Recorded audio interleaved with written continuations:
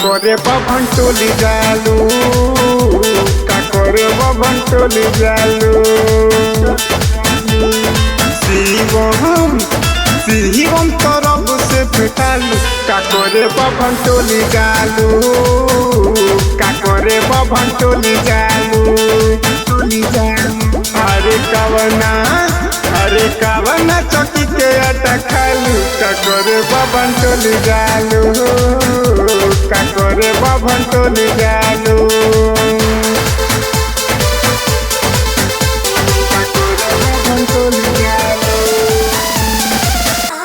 काकोरे बभन टोली जालू।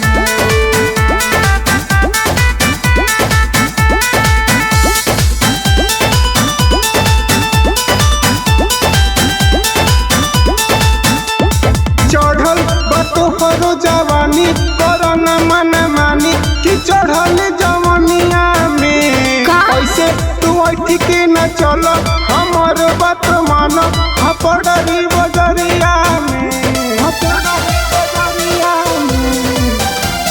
चढ़ल तोहरो जवानी कोरोना मन मानी कि चढ़ल जवनिया में ऐसे तू ऐठी के न चल हमर बात मान हपड़री बजरिया में।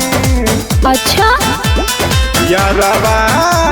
यार संगे उखी में धरालू, काकोरे बभन टोली जालू, काकोरे बभन टोली जालू। अरे कवना चौकी के आटा खालू, काकोरे बभन टोली जालू, काकोरे बभन टोली जालू।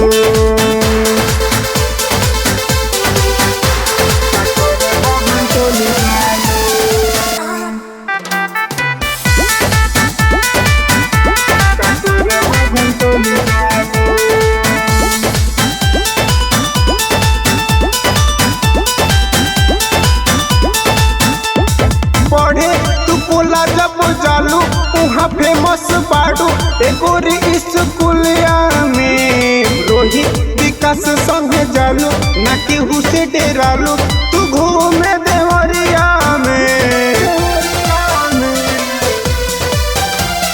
पढ़े तू बोला जब जालू वहाँ फेमस बाड़ू एगोरी स्कूलिया में रोहित विकास संगे जालू ना केहू से डेरालू तू घूमे देवरिया में।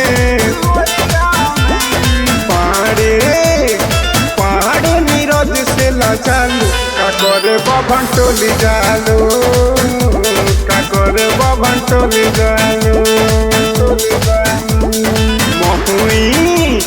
महुई पाड़े में तू बाड़ू, काकोरे बभन टोली जालू, काकोरे बभन टोली जालू।